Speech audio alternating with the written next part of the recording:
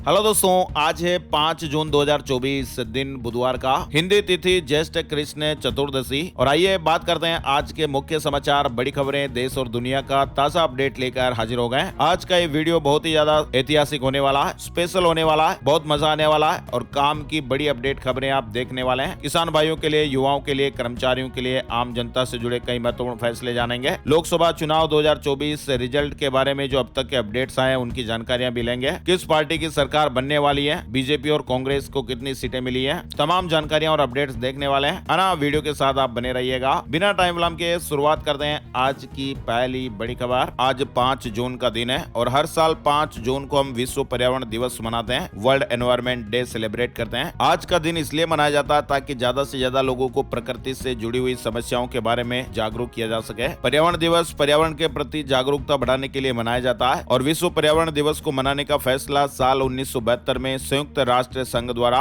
Stockholm सम्मेलन में किया गया था। विश्व पर्यावरण दिवस 2024 की थीम भी आप देख सकते हैं। कई बार प्रतियोगी परीक्षाओं में इससे संबंधित सवाल भी पूछा जाता है। थीम से जुड़ा सवाल भी आपको प्रतियोगी परीक्षाओं में देखने को मिल सकता है ना। और खबरों की ओर आगे बढ़ते हैं। सबसे पहले हम जानेंगे लोकसभा चुनाव 2024 के रिजल्ट से जुड़ी बड़ी खबरें। वैसे रिजल्ट तो आप लोगों ने देख ही लिया होगा, यानी 300 से पहले इस बार एनडीए का पहिया थम गया। लोकसभा चुनाव में अब की बार 400 पार का नारा देकर चुनाव में उतरी एनडीए को जनादेश मिल चुका है, यानी लोकसभा चुनाव 2024 की तस्वीर साफ हो चुकी है और एनडीए को लगातार तीसरी बार केंद्र में सरकार बनाने का जनादेश मिल चुका है। ये वीडियो बनाए जाने तक एनडीए को रुझानों और नतीजों में 293 सीटें मिली है, वहीं इंडिया अलायंस को 232 सीटें मिली है, जबकि अन्य के खाते में 18 सीटें हैं। प्रधानमंत्री नरेंद्र मोदी ने इस जनादेश के लिए देश की जनता का आभार व्यक्त किया और कहा कि तीसरे कार्यकाल में देश नए फैसलों का नया अध्याय लिखेगा। वहीं कांग्रेस अध्यक्ष मल्लिकार्जुन खड़गे ने इस जनादेश को नरेंद्र मोदी के खिलाफ बताया और कहा कि यह उनकी नैतिक और राजनीतिक हार है। मतलब एग्जिट पोल में जो आंकड़े दिखाए जा रहे थे उससे उलट ये परिणाम देखने को मिला है। बीजेपी की कई राज्यों में टेंशन बढ़ी है, जहां पर क्लीन स्वीप मान रहे थे वहां पर झटके लगे हैं। यूपी में भी मामला बिल्कुल उलट दिखाई दे रहा था। रिजल्ट में भले ही एनडीए को बहुमत मिलता दिख रहा है, लेकिन इंडिया गठबंधन कड़ी चुनौती दे रहा है। चुनाव से जुड़े कुछ अपडेट्स ले लेते हैं, उसके बाद फिर खबरों में हम आगे बढ़ेंगे। खबर है कि आज सरकार बनाने का दावा पेश कर सकता है एनडीए। पीएम मोदी ने नीतीश और नायडू को फोन किया। राष्ट्रपति भवन में शपथ की तैयारियां शुरू हो गई हैं। 18वीं लोकसभा चुनाव के नतीजे लगभग साफ हो गए हैं। 542 सीटों में से एनडीए को 291 और इंडिया को 234 सीटें मिल रही हैं। हालांकि भाजपा 272 के बहुमत आंकड़े को पार नहीं कर पाई, एनडीए को बहुमत मिल गया। 2014 में बीजेपी को 278 और 2019 में 303 सीटें मिली थी, लेकिन इस बार सीटें काफी कम आई है और बीजेपी के लिए बहुत बड़ा झटका भी है। राम मंदिर, 370 जैसे वादे पूरे हुए, फिर क्यों बहुमत से भाजपा पिछड़ गई? आखिर तमाम एग्जिट पोल और अनुमानों के बावजूद भी इंडिया गठबंधन ने अपने प्रदर्शन को कैसे बेहतर किया? इसके बहुत सारे कारण हैं। राम मंदिर और अनुच्छेद 370 के अलावा नए वादों की कमी देखने को मिली। कई मुद्दों पर अस्पष्ट रुख भी दिखाई दिया। पिछले वादों पर ज्यादा भरोसा रहा। उत्तर प्रदेश में बीजेपी पार्टी के प्रदर्शन में काफी गिरावट देखने को मिली है। लगातार तीसरी जीत पर दुनिया भर के नेताओं ने पीएम मोदी को बधाई दी, भारतीय लोकतंत्र की तारीफ भी की है। लोकसभा चुनाव में लगातार तीसरी बार ऐतिहासिक जीत दर्ज करने पर नेपाल, श्रीलंका, अमेरिका, इटली सहित कई देशों के नेताओं ने पीएम मोदी और एनडीए को बधाई दी है। वहीं इंडिया गठबंधन का जो परफॉर्मेंस है वो काफी अच्छा रहा, बेहतर रहा है और इस बेहतर परफॉर्मेंस से कांग्रेस जोश में दिखाई दी। राहुल गांधी ने बताया कि हमारी लड़ाई सिर्फ भाजपा से नहीं बल्कि जांच एजेंसियों के साथ भी थी। लोकसभा चुनाव में अपने बेहतर परफॉर्मेंस से कांग्रेस पार्टी जोश में नजर आ रही है। कांग्रेस अब पूरे उत्साह से लबालब है। कांग्रेस नेता राहुल गांधी ने प्रेस कॉन्फ्रेंस में कहा कि यह चुनाव संविधान को बचाने का चुनाव है। मेरे दिमाग में पहले से ही था कि जब इन्होंने हमारा बैंक अकाउंट फ्रीज किया, पार्टियों को तोड़ा और सीएम को जेल में डाला, हमारी लड़ाई सिर्फ भाजपा से ही नहीं थी बल्कि इन सभी जांच एजेंसियों के साथ भी थी। राहुल गांधी ने कहा कि कांग्रेस पार्टी के सब नेताओं ने गठबंधन के सभी साथियों की इज्जत की। कांग्रेस पार्टी ने एक नया विजन हिंदुस्तान को इंडिया गठबंधन के रूप में दिया है। राहुल गांधी ने आगे कहा कि भारत की जनता ने संविधान और लोकतंत्र को बचा लिया है। हमने आवाज दी और देश की वंचित और गरीब आबादी अपने अधिकारों की रक्षा के लिए इंडिया के साथ खड़ी हो गई। राहुल गांधी ने कहा कि रिजल्ट कह रहा है देश मोदी शाह को नहीं चाहता। वहीं खड़गे से प्रेस कॉन्फ्रेंस में सवाल पूछा गया, आपने सरकार बनाने के लिए क्या प्लानिंग की है? तो खड़गे ने जवाब दिया कि अभी राहुल जी ने स्पष्ट किया कि जब तक हम अपने अलायंस पार्टनर से बात नहीं करेंगे तब तक कुछ नहीं कह सकते और जो नए पार्टनर हमसे जुड़ने वाले हैं उनसे बात करेंगे। सरकार बनाने को लेकर इंडिया गठबंधन की क्या तैयारियां हैं? कांग्रेस और सहयोगी दलों की तरफ से भी बयान आया है। इंडिया गठबंधन भी सरकार बनाने की तैयारी कर रहा है। बुधवार को गठबंधन में शामिल पार्टियों की बैठक भी होने वाली है और इंडिया गठबंधन की नजर नीतीश कुमार और चंद्रबाबू नायडू पर भी है। वो उन्हें अपने पाले में लाने की कोशिश में जुटे हुए हैं। शिवसेना यूबीटी के प्रमुख उद्धव ठाकरे ने कहा कि इंडिया गठबंधन को सरकार बनाने का दावा पेश करना चाहिए। उन्होंने कहा कि कांग्रेस पार्टी चंद्रबाबू नायडू और नीतीश कुमार के संपर्क में है। इंडिया अलायंस की आज बड़ी बैठक होगी। वहीं बड़ी खबर है कि केंद्र में तीसरी बार सरकार बनाने के भाजपा के दावों के बीच प्रधानमंत्री मोदी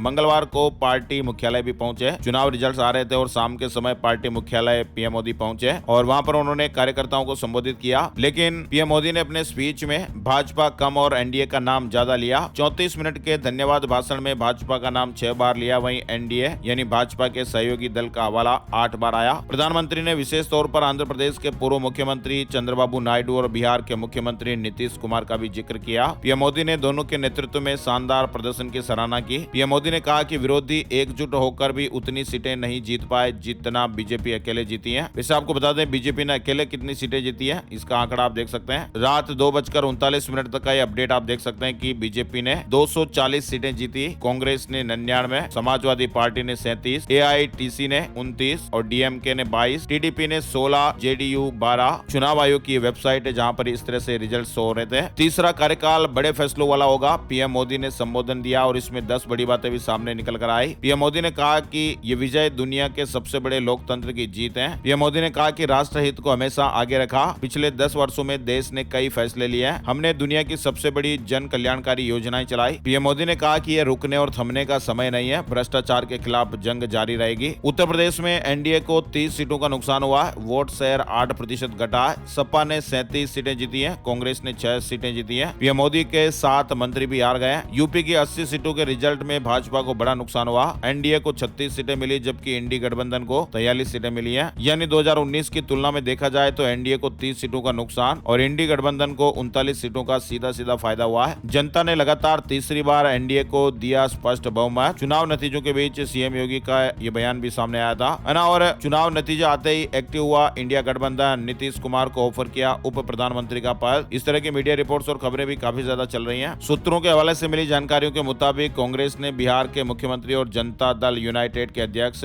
नीतीश कुमार को डिप्टी प्राइम मिनिस्टर का पोस्ट ऑफर किया है। मीडिया रिपोर्ट्स और खबरें। वहीं ममता बनर्जी ने भी बड़ा बयान दिया है, नहीं मिला बहुमत इस्तीफा दें पीएम मोदी। लोकसभा चुनाव के नतीजों पर ममता बनर्जी ने यह बात कही है। लोकसभा चुनाव के नतीजों में बीजेपी सिंगल लार्जेस्ट पार्टी तो बनी है लेकिन बहुमत नहीं मिला। हालांकि एनडीए को बहुमत मिला है। उत्तर प्रदेश में बीजेपी के बुरे प्रदर्शन के बाद अब बैठकों का दौर। सीएम योगी ने मीटिंग बुलाई है। अयोध्या आखिर कैसे हार गई भाजपा? जिस मुद्दे पर देश भर में चुनाव लड़ा वहां की नब्ज नहीं पकड़ पाई। चूक या कुछ और वजह हो सकती है। यानी उत्तर प्रदेश की सबसे हॉट सीट बनी फैजाबाद लोकसभा सीट पर भी भाजपा को हार का सामना करना पड़ा। यानी अयोध्या में राम मंदिर की प्राण प्रतिष्ठा के बाद भी भाजपा की इस हार ने सभी को चौंका दिया है। पीएम मोदी का वाराणसी के बाद सबसे ज्यादा फोकस इसी सीट पर था। चुनाव की घोषणा के बाद पीएम मोदी ने यह रोड शो भी किया। सीएम योगी ने 3 जनसभाएं की। इसके बाद भी सपा के अवधेश प्रसाद ने 56,000 से ज्यादा वोटों से भाजपा के लल्लू सिंह को यहां हरा दिया। अयोध्या में भी बीजेपी की बड़ी हार हुई है। ऐसे में ये कई सवाल भी उठ रहे हैं, आखिर अयोध्या में भाजपा की क्या कमियां रही? अखिलेश यादव ने क्या स्ट्रेटेजी बनाई जिससे भाजपा कैंडिडेट को लोगों ने नकार दिया? क्या विकास के मुद्दे पर जातीय समीकरण भी भारी पड़ा? ऐसे कई सवाल हैं। वहीं मध्य प्रदेश से जो खबरें आई है वो बहुत ही चौंकाने वाली है। मध्य प्रदेश में बीजेपी का क्लीन स्वीप, यानी यहाँ मध्य प्रदेश में सभी 29 सीटें बीजेपी को मिल गई है। बीजेपी ने मध्य प्रदेश की सभी 29 सीटों पर जीत दर्ज की है। कांग्रेस को यहाँ एक भी सीट नहीं मिल पाई। बड़ी खबर है कि अयोध्या हार गए, राम जीत गए। यूपी के नतीजों का सबक, खबरदार जीता रहे लेकिन आगे से ख्याल रखिएगा। अति का भला न बोलना, अति की भली न धूप। यानी 500 साल पहले कबीर ने ये सीख दी थी। आज का रिजल्ट इसी अति का परिणाम दिखाई दे रहा है। यानी मोदी सरकार के दूसरे कार्यकाल के आखिर के दिनों में जो कदम उठाए गए वह अतिवादी थे। एजेंसियों के ताबड़तोड़ छापों की बात हो या किसी मुख्यमंत्री के जेल भेजने की, लोगों के मन में धारणा तो बनने लगी थी कि ऐसे में तो ये कुछ भी कर देंगे। भाजपा को सपोर्ट करने वाले भी कहने लगे थे कि ये ठीक नहीं है। सुप्रीम कोर्ट ने भी इस पर तीखी टिप्पणी की थी। मतलब उत्तर प्रदेश के वोटर्स ने ज्यादातर सीटों पर सबक सिखाया है। जिन्हें हरा दिया वहां तो स्पष्ट सबक है ही, लेकिन जो जीत गए वहां भी पिछली बार से जीत का अंतर बहुत कम हो गया। यानी ये संकेत दे दिया गया कि खबरदार, जीता तो रहे लेकिन आगे से ख्याल रखिएगा, है ना। और 17 पूर्व सीएम ने लड़ा लोकसभा चुनाव, लेकिन बघेल और दिग्विजय समेत 5 की हार हो गई है। पूर्व मुख्यमंत्रियों में से आप देख सकते हैं चरणजीत सिंह चन्नी ने चुनाव जीत लिया। भूपेश बघेल चुनाव हार गए, नबाम टूकी हार गए, सर्बानंद सोनोवाल सोनोवाल जीत गए। उमर अब्दुल्ला चुनाव हार गए। महबूबा मुफ्ती भी चुनाव हार गई है। अर्जुन मुंडा पूर्व सीएम झारखंड ये भी हार गए है ना। और राजस्थान में 10 साल बाद बड़ा अपडेट देखने को मिला है। भाजपा ने 14 सीटें जीती है। 5 विधायक सांसद बन गए। 1 मंत्री और 2 सांसद चुनाव हार भी गए। चित्तौड़गढ़ लोकसभा सीट पर सीपी जोशी की हैट्रिक। कांग्रेस प्रत्याशी उदयलाल आंजना को 3,89,000 वोटों से हरा दिया। वहीं कांग्रेस के उम्मीदवार बेनीवाल ने शिव विधायक रविंद्र भाटी को 1,18,176 वोटों से हरा दिया। वहीं राजस्थान के कोटा में ओम बिरला की जीत हुई है। कोटा बूंदी लोकसभा सीट पर भाजपा के ओम बिरला 41,974 वोट से जीत गए। वहीं राजस्थान में पूर्व सीएम अशोक गहलोत के बेटे वैभव हार गए। राजस्थान के जालोर में अशोक गहलोत के बेटे वैभव गहलोत चुनाव हार गए। भाजपा के लुम्बाराम ने जीत हासिल की है। आंध्र प्रदेश के लिए भी बड़ा अपडेट देखने को मिला। सत्ता में चंद्रबाबू नायडू 5 साल बाद वापसी कर रहे हैं। उत्तराखंड की 5 सीटों पर भाजपा के पक्ष में जनादेश आया है। कांग्रेस यहाँ एक भी सीट नहीं जीत पाई है। आंध्र प्रदेश में भी एनडीए की आंधी चली। 9 जून को सीएम पद की शपथ ले सकते हैं चंद्रबाबू नायडू। यानी आंध्र प्रदेश के विधानसभा चुनाव के बाद एक बात तो ये तय हो गई है कि चंद्रबाबू नायडू चौथी बार सीएम बनने जा रहे हैं। वहीं ध्रुव राठी का बड़ा बयान सामने आया है। राहुल गांधी बनेंगे भारत के नए पीएम। यूट्यूबर आप जानते होंगे ध्रुव राठी। ध्रुव राठी ने ट्विटर पर यानी एक्स पर राहुल गांधी को बधाई देते हुए लिखा है, we are going to witness history today as Rahul Gandhi will become new PM of India. Dhruv Rathee ने ट्वीट किया, आप देख सकते हैं, है ना। और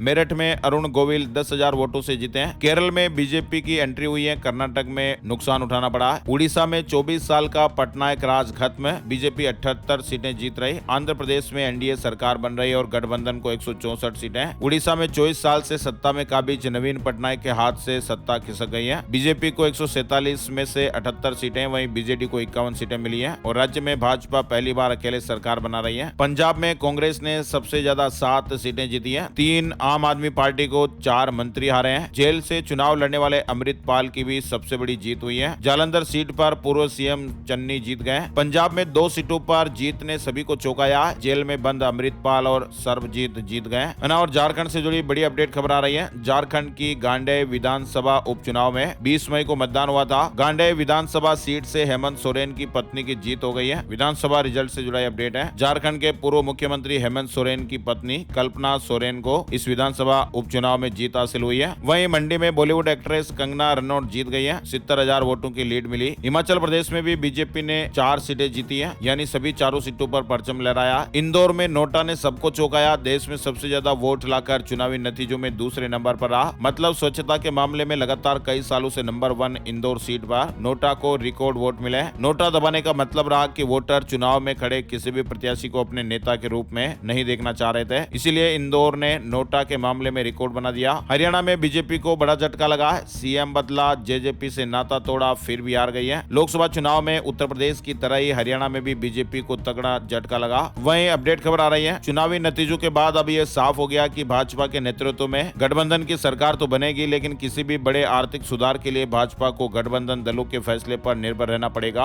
आर्थिक विशेषज्ञ मान रहे हैं कि पिछले 10 सालों में जो आर्थिक नीतियां अपनाई गई हैं, उसे जारी रहना चाहिए। तभी अगले 3 साल में अर्थव्यवस्था के आकार को $5 ट्रिलियन तक ले जाना संभव हो पाएगा, है ना। और अब खबरों के सिलसिले को आगे बढ़ाते हैं। चुनाव से जुड़ी खबरों के बाद कुछ अपडेट्स और ले लेते हैं। मनीष सिसोदिया को आबकारी नीति मामले में बड़ा झटका लगा है। अदालत ने कहा कि जमानत याचिका पर अभी सुनवाई नहीं। बाबा अमरनाथ पूर्ण स्वरूप में नजर आए हैं। तस्वीर सामने आई है। 29 जून से 52 दिन की यात्रा की शुरुआत होने जा रही है। 3 जून को बाबा अमरनाथ अपने पूर्ण स्वरूप में नजर आए, यानी बाबा अमरनाथ के शिवलिंग का बर्फ से पूरा आकार बन गया है। आप भी दर्शन कर सकते हैं। शेयर मार्केट से जुड़ा महत्वपूर्ण बड़ा अपडेट आया है। निवेशकों के 31 लाख करोड़ रुपए डूब गए। चुनाव परिणामों को देखकर शेयर मार्केट धड़ाम हो गया। शेयर बाजार में ऐतिहासिक गिरावट देखने को मिली। 4 साल की सबसे बड़ी गिरावट। बाजार 5.74% टूटा है और निवेशकों के 31 लाख करोड़ रुपए डूब गए। सेंसेक्स 4,389 अंक गिरकर 72,079 पर बंद हुआ, है ना। और लू के थपेड़ों से बेहाल दिल्ली वासियों को फायदा मिलेगा। आज आसमान में बादल छाए रह सकते हैं और आसमान से राहत की बूंदें भी गिर सकती हैं। राजस्थान में भी 1-2 दिन में आंधी बारिश की संभावनाएं बन रही हैं। राजस्थान में 6 जून से एक नया वेदर सिस्टम राजस्थान में एक्टिव हो जाएगा, जिसके प्रभाव से जयपुर, भरतपुर, बीकानेर संभाग के जिलों में कई जगहों पर आंधी चलने के साथ साथ बादल भी छाए रह सकते हैं और हल्की हल्की बारिश और बूंदाबांदी होने की संभावनाएं बनेगी। मानसून की रफ्तार भी तेज हो गई है। कई राज्यों में 7 दिन पहले ही मानसून पहुंच जाएगा। राष्ट्रीय राजधानी दिल्ली समेत पूरे उत्तर भारत में भले ही प्रचंड गर्मी पड़ रही है, लेकिन दक्षिण और पूर्वोत्तर भारत में मानसून मेहरबान है। मानसून अब तक केरल, कर्नाटक, तमिलनाडु, तमिलनाडु, तटीय आंध्र प्रदेश और तेलंगाना के कुछ हिस्सों के अलावा लक्षद्वीप और अंडमान निकोबार द्वीप समेत अरब सागर और बंगाल की खाड़ी में बहुत आगे बढ़ चुका है। इसके अलावा मानसून पूर्वोत्तर के राज्यों में भी पहुंच चुका है। ईवीएम तोड़ने वाले विधायक को राहत पर सुप्रीम कोर्ट नाराज, आंध्र प्रदेश हाई कोर्ट ने एक्शन न लेने का आदेश दिया। सुप्रीम कोर्ट ने कहा कि मजाक है क्या। वहीं आतिशी ने कहा कि जेल में केजरीवाल को कूलर तक नसीब नहीं, 50 डिग्री तापमान में खूंखार क्रिमिनल को भी कूलर मिलता है। नासिक में एयरफोर्स का सुखोई क्रैश हो गया, खेत में गिर गया, दोनों पायलट सुरक्षित रहे। चांद के अंधेरे के हिस्से से निकाली 2 किलो मिट्टी, चीन का मून लैंडर धरती पर लौट रहा है और अगर ये कामयाब हुआ तो ऐसा करने वाला पहला देश बन जाएगा। नवोदय विद्यालय समिति ने 736 पदों पर भर्ती निकाली है। इंदौर में विश्व पर्यावरण दिवस पर 5 जून को आयोजन होगा। पर्यावरण संरक्षण पर व्याख्यान के साथ ही चिंतन, मनन और पौधारोपण भी होगा। महाराणा प्रताप जयंती पर 9 जून को शौर्य यात्रा निकलेगी। इंदौर में होने वाले इस आयोजन को लेकर मीटिंग हुई है। डॉक्टर की पत्नी से ठगी हो गई, तंत्र क्रिया के नाम पर 51 तोला सोना और 31 लाख रुपए की चपत लग गई है। 2 जालसाजों ने डॉक्टर के पुत्र को जान का खतरा बताया और उनकी पत्नी से तांत्रिक क्रिया के नाम पर जेवरात और रुपए ऐंठ लिए। मध्य प्रदेश से जुड़ी ये खबर है। वहीं तकनीकी आउटसोर्स कर्मचारी फेडरेशन की बैठक 6 जून को होगी। कर्मचारियों की विभिन्न मांगों को लेकर भोपाल में होने वाले आंदोलन पर रणनीति बनेगी। गुड न्यूज भी आ रही है। 3.5 लाख के राज्य कर्मचारियों का महंगाई भत्ता मर्ज होगा। ग्रेच्युटी हाउस रेंट में भी बढ़ोतरी होगी। झारखंड से जुड़ा अपडेट है। 10 जून को आएंगे MHT CET के रिजल्ट। स्कोर के बेसिस पर 12वीं के बाद महाराष्ट्र में BE BTech में एडमिशन मिलेगा। चुनावी नतीजों से अडानी को भी भारी नुकसान हुआ है। 3 लाख करोड़ रुपए से ज्यादा का नुकसान हो गया। मंगलवार को शेयर मार्केट में जो बड़ी गिरावट देखने को मिली उसका प्रमुख कारण रहा किसी भी एक पार्टी को पूर्ण बहुमत ना मिलना। मतलब साफ है कि शेयर बाजार को एक स्थिर बाजार पसंद है और स्थिर सरकार सत्ता में ना होने से राजनीति में लगातार अनिश्चितता बरकरार रहती है, जिसका असर शेयर बाजार में भी साफ देखने को मिलता है। ईरान चुनाव के लिए 80 लोगों ने रजिस्ट्रेशन कर दिया है। ईरान में 28 जून को राष्ट्रपति पद के लिए चुनाव होंगे। हाई स्पीड चार्जिंग की खोज हुई है। 1 मिनट में मोबाइल चार्ज हो जाएगा और 10 मिनट में इलेक्ट्रिक कार भी चार्ज हो जाएगी। भारतीय मूल के रिसर्चर अंकुर गुप्ता ने एक नई टेक्नोलॉजी खोज की है और इसके जरिए इलेक्ट्रॉनिक चीजों को तेजी से चार्ज करने में क्रांति आ सकती है। नीट UG परीक्षा 2024 का परीक्षा परिणाम जारी हो गया। UPI पेमेंट से फिजूल खर्ची की लत बढ़ रही है। एक्सपर्ट इस तरह की बातें कर रहे हैं। डॉलर के सामने नहीं टिक पाई भारतीय करेंसी। शेयर मार्केट के साथ साथ रुपए में भी भारी गिरावट देखने को मिली है। मंगलवार को रुपए में 45 पैसे की गिरावट आई। चैट GPT की सुविधा लंबे समय तक ठप रही। यूजर्स ने प्लेटफॉर्म के काम न करने की शिकायतें की है। वहीं चेहरे का तापमान बताएगा दिल की बीमारी का खतरा।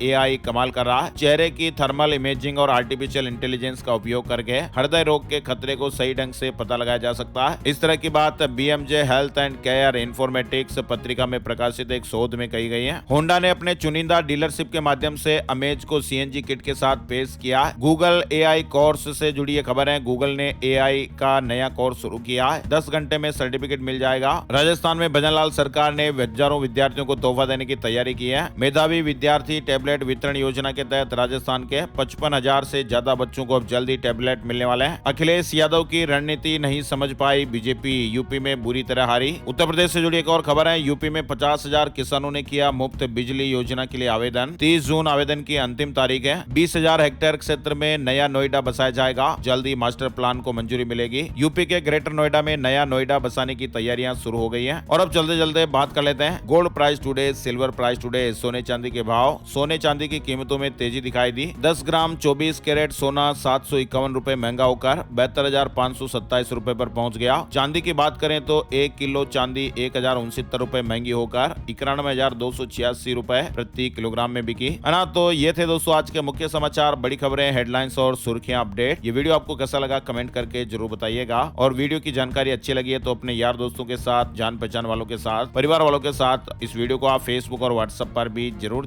शेयर कीजिएगा। आपके प्यार और सपोर्ट के लिए और हमारे आगे बढ़ने के लिए बहुत जरूरी है ना। और एक और नई जानकारी और नए वीडियो में फिर मिलेंगे। तब तक के लिए जय श्री राम, जय हनुमान।